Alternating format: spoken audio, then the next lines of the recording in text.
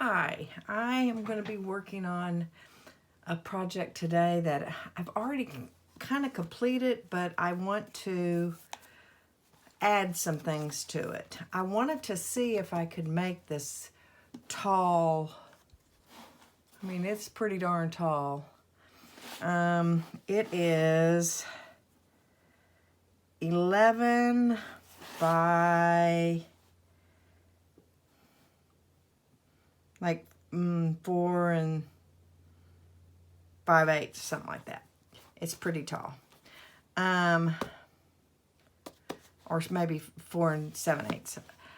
So I took a really tall book and I cut it up and I made 2 books with it.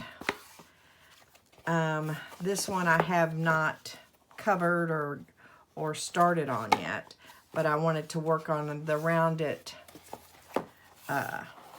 spine on this one. So on this one I just did the traditional spine. So it was just I was just gonna do a prototype with this, but I really like it. So I kind of wanted to go ahead and decorate it some.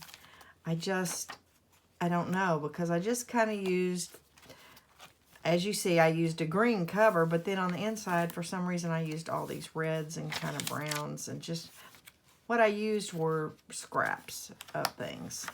So I'm really not sure what to do with it or what to make it. I did have a tag on here that said journal, but then I didn't really love that. So I thought it needs more color.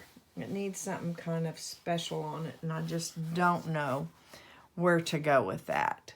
But if you guys have any thoughts, let me know in the comments below. This is one that I'm working on now, and this is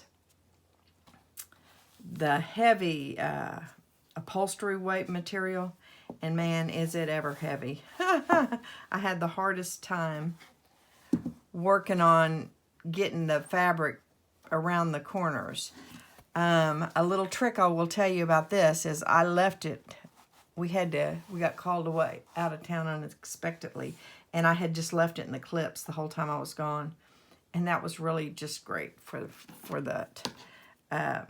Another little hint I will tell you is, like, if you've got a little bump or something in there you don't like, just do that, or use like a rubber hammer to kind of bring it like right there. I need to get with a hammer and work on that a little bit. This is going to be a Bridgerton journal, a Bridgerton inspired journal. I don't know if any of y'all are watching that show, but I made a couple of those last year, and they did quite well. Now this, I just took this little guy and covered him in muslin, and I was just gonna leave it this way and make it like a utilitarian. But then I kind of actually thought that it would be better if I tried something else with that. I think I told you that I'd made like tons of recipe books, so I thought about making a recipe book, but then I had this fabric. I picked this, it's like oilcloth. I picked up several pieces of this. I'll show you what it looks like.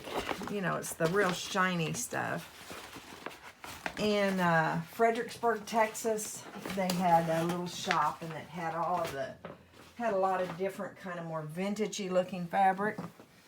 And I thought, well, this would be great if I made this like a recipe book, because you could clean it off and all that. So it was really hard to work with. I will tell you that right now. I had to really clip it up a lot after I got the glue on it, and it didn't want to really lay very flat. So I don't know. I'm still going back and forth, but I still kind of want to just use it for some sort of recipe book. So I think that's what I'm going to do with that. And then I've got one more cover that I'm working on. It's Got the Tim Holtz fabric. And of course, it's got all these travel themes. But again, I think this needs something really special on front to pop. Because all these are those, you know, kind of in the sepia type of family. I did do on this one, I was able to do a pretty curved spine. Pretty happy with that. So if you have any ideas about my covers, let me know, and I appreciate your help. Thank you.